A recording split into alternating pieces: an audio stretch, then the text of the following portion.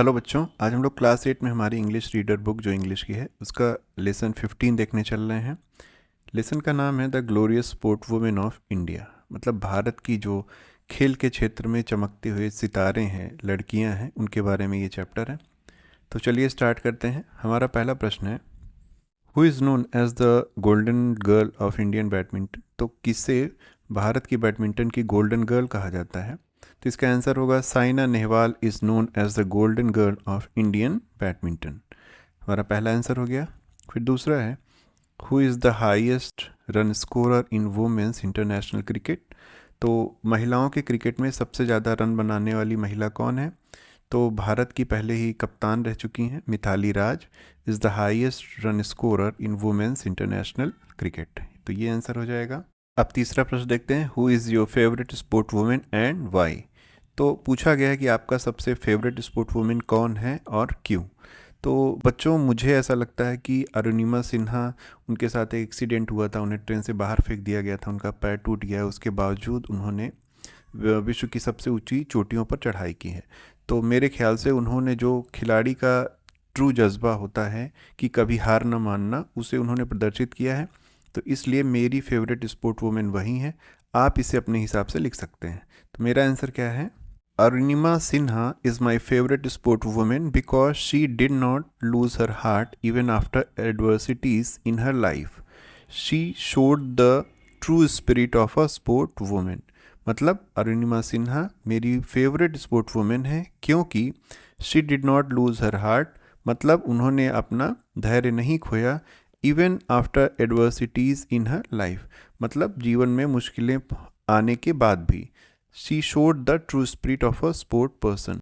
उन्होंने जो खिलाड़ी होता है, जो उसकी ट्रू स्पिरिट होती है, जो उसका जज्बा होता है, उसको उन्होंने प्रदर्शित किया।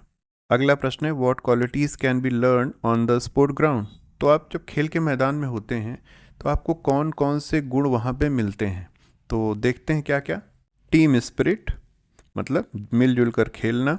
लीडरशिप, नेतृत्व की भावना। डिसीजन मेकिंग एबिलिटी, निर्णय लेने की क्षमता। फ्लेक्सिबिलिटी, मतलब खेल रहे हो तो आपकी शरीर फ्लेक्सिबल होती है, इसके अलावा आप तुरंत नई नई निर्णय लेते हो, योजनाएं बनाते हो, तो इस तरह से मानसिक और शारीरिक दोनों रूप से फ्लेक्सिबिलिटी आती है। Are the qualities that can be learn on the sports ground. तो ये वो क्वालिटीज़ हैं जो कि आप स्पोर्ट्स ग्राउंड पे सीख सकते हो। अब अगला प्रश्न है, what do you do in order to encourage girls to take up sports.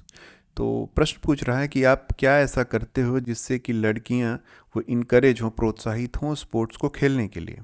तो इसका आंसर होगा, we provide variety of games, safe environment and building confidence in girls to encourage them to take up sports. तो हम ये कहेंगे कि हम उन्हें वेराइटी ऑफ गेम्स, मतलब जो उनकी पसंद का गेम हो उस हिसाब से गेम में विविधता देते हैं। सेफ़ इन्वायरमेंट, उनके लिए सेफ़ इन्वायरमेंट, माहौल अच्छा देते हैं।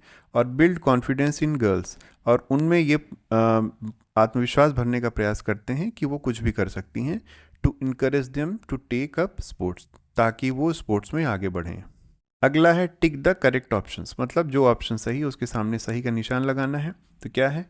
Who among the following is known as the queen of Indian track and field. इसमें से कौन इंडियन ट्रैक एंड फील्ड की जो क्वीन कही जाती हैं? तो पीटी उषा को इंडियन ट्रैक एंड फील्ड की क्वीन कहा जाता है। फिर है Mary Kom is also known as, तो मैरी कॉम का दूसरा नाम क्या है? मिलियन रूपी बेबी, इनका दूसरा नाम है।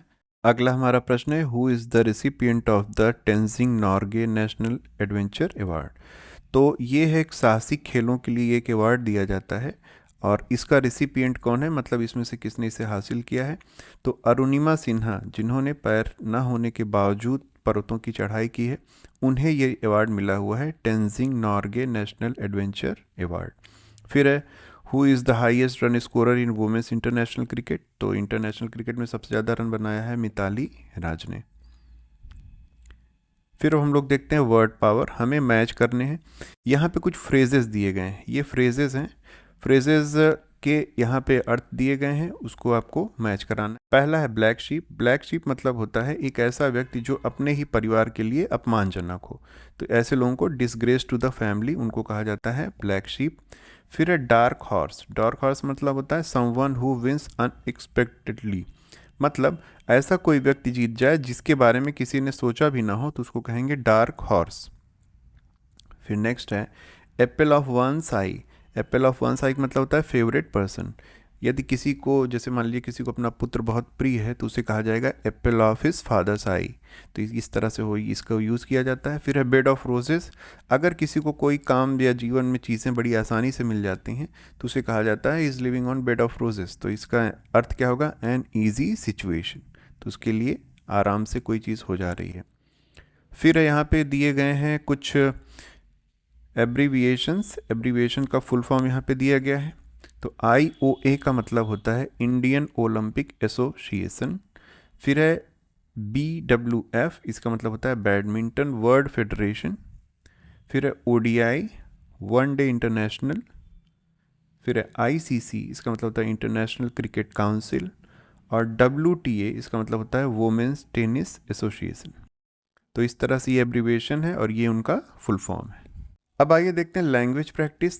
पहले हमें रीड एंड अंडरस्टैंड दिया गया है, मतलब आप इसे पढ़ के समझिए। We use going to when we have the intention to do something before we speak, मतलब मैं पहले से ही मन बना चुका हूँ कोई काम करने के लिए, तो मैं कहूँगा I am going to teach you, मैं आपको पढ़ाने जा रहा हूँ। तो इस तरह से इसका प्रयोग किया जाता है। तो यहाँ पे एक सेंटेंस भी दिया गया है, जैसे इट रेन, जैसे बारिश हो रही है, इस चीज़ को आपको बताना है कि बारिश होने वाली है, तो आप लिखेंगे it is going to rain. आपको मौसम देख के लग रहा है कि बारिश होने वाली है, तो आप लिखेंगे it is going to rain. इसी तरह कुछ सेंटेंसेस दिए हैं जिसको इस तरह से आपको चेंज करना है। पहले दिया था दे ईट, मतलब खाने का इंटेंशन है, तो क्या बताएंगे? They are going to eat apples, तो वो खाने जा रहे हैं एप्पल्स। फिर है वी हेल्प, तो इसका सेंटेंस क्या बनेगा? We are going to help you. फिर नेक्स्ट है I wear blue shoes tonight, तो क्या हो जाएगा? मैं पहनने जा रहा हूँ, तो I am going to wear blue shoes tonight. फिर है हमारा पांचवा सेंटेंस। देखिए ये किसी बुक में दिया गया है और किसी में नहीं दिया गया है, तो आप अपनी बुक के हिसाब से इसे करिएगा। क्या है? इट इज़ 8:30 PM और योर ट्रेन, तो गोइंग टू मिस, मतलब आपकी ट्रेन 8:30 बजे थी और आप मिस करने वाले हैं, तो क्या लिखेंगे? You are going to miss your train, आप अपनी ट्रेन मिस करने जा रहे हो, मतलब छूटने वाली है आपकी ट्रेन। तो इस तरह से ये सेंटेंस भी हो जाएगा। आगे फिर एक चीज़ दिया गया है रीड एंड अंडरस्टैंड, आपको पढ़ना है, पढ़ के समझना है।